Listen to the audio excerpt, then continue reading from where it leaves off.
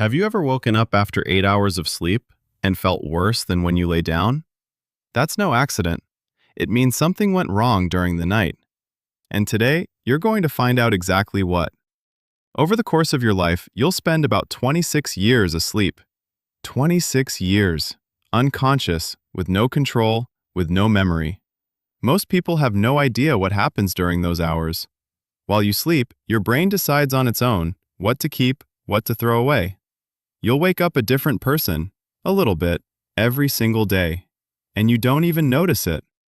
By the end of this video, you'll understand 3 things: what your brain does to your memory every night, and why it's scarier than it sounds; what happens during REM, and why your brain in that moment is almost indistinguishable from being awake; and how chronic sleep deprivation doesn't just make you tired, it changes who you are.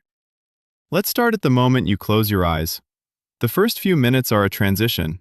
Your muscles relax, your body temperature drops by about 1 degree Fahrenheit, your heart slows down. You think, there it is, rest has begun. But your brain isn't slowing down at all. It's switching modes. Like a computer that just launched a set of background processes. 20 minutes later, you enter deep sleep. Slow waves roll across the cortex. And this is where the first thing you don't know about happens. Your brain begins sorting.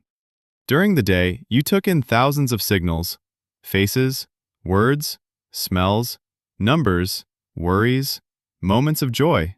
All of it sits in the hippocampus, a temporary storage space.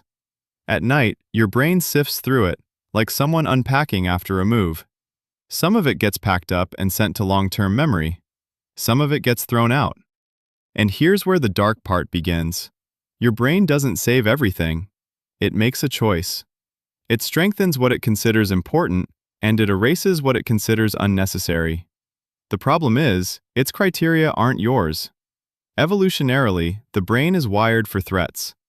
Danger is remembered better than joy. Pain, better than pleasure. It's called negativity bias. And at night, it works at full power. While you sleep, your brain literally reinforces bad memories. It runs them again and again through neural circuits.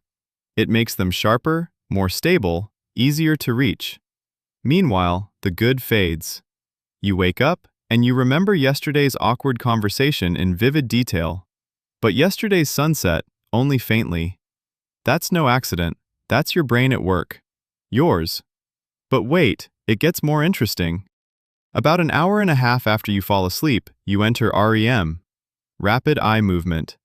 Your eyes start moving beneath closed lids. Fast, chaotic. And in that moment, your brain is on fire. A REM brain scan looks almost like being awake. The frontal cortex, the limbic system, the visual cortex, all active.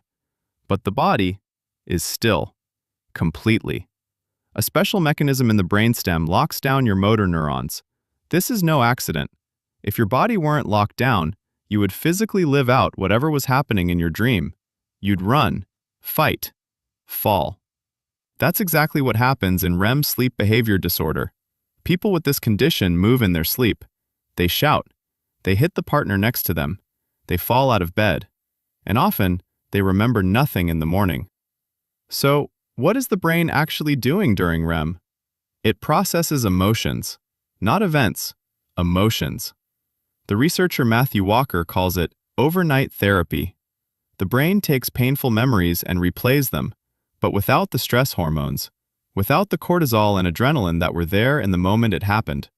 This lets it work through the pain, keeping the memory, but removing its emotional charge. That's why everything looks better in the morning. It's not just a saying, it's neuroscience. But this only works with normal sleep. If you wake up too early, you cut REM short. If you drink alcohol, it suppresses REM almost completely. Yes, you fall asleep faster. But the overnight therapy doesn't happen. The emotional charge stays. The pain doesn't get processed. That's exactly why people with alcohol dependence often stay stuck in their trauma. Not because they're weak, because their brain is stripped of the tool that was built to heal them. And now, the most important discovery of recent years.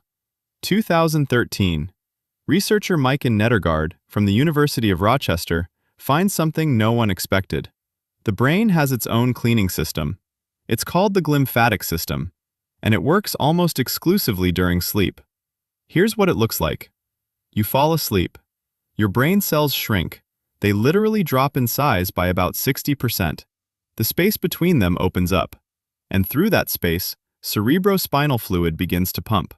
It flushes out metabolic waste, the toxins that built up during a day of neurons working. One of those toxins is beta amyloid. It's the very protein that builds up in the brain in Alzheimer's disease. Every night of normal sleep, the brain rinses itself clean of it. Every night of bad sleep, it stays behind. Drop by drop, year by year. Chronic sleep deprivation isn't just exhaustion, it's the slow poisoning of your own brain. Studies show that people who regularly sleep less than 6 hours have a significantly higher risk of developing dementia later in life. This isn't correlation. Scientists are documenting the mechanism. And one last thing, the most personal one. Remember, I told you that you wake up a slightly different person? That's literally true. Overnight, your brain doesn't just sort memories. It rebuilds neural connections. It strengthens some. It weakens others. It shifts the weights across the network. Who you become a year from now is, in large part, decided by what happens in your brain over the next 8 hours. Not by your decisions, not by your effort, by how you sleep. And now, the question I want to leave you with. If your brain decides every night, on its own, what to keep and what to erase, then which of the two of you is really running your life?